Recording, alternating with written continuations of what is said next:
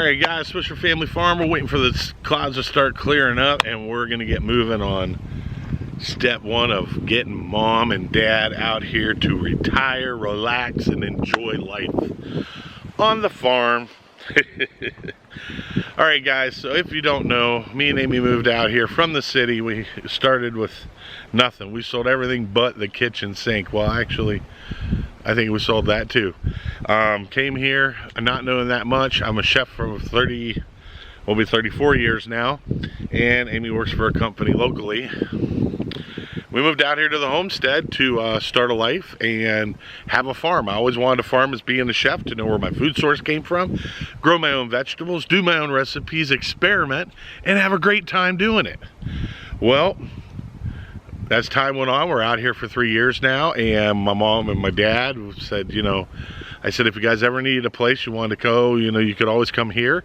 And they took us up on the offer. They're moving up here to Tennessee from Florida, and we got to get them set up. I got a lot of work to do. I got a lot of things to get done for them. Man, I'll tell you, it's going to really be nice to have them around and to be able to, spend more quality time with them at their age. And, they're not young chickens. And, everything I do, God willingly, is what God wanted, and that's what we're going to do. So, what we're going to start with, septic tank, having a septic tank installed. You're going to see that on this video. You're also going to see step by step of putting in a septic system with chambers. And let me advise you guys about this, okay? If you are planning on doing this, please, if your county says you have to pull the permit, pull the permit. This is not a cheap deal. This is not a cheap setup. You can't just go out and just do this. Well, you could go out and do it if you want. I mean, that's up to you. But legally, to do it the right way would be the way that we are doing it for my mom and dad. I have done this before. This isn't my first rodeo. So we got our tank in. We're pretty happy with the outcome of everything and how it all worked out.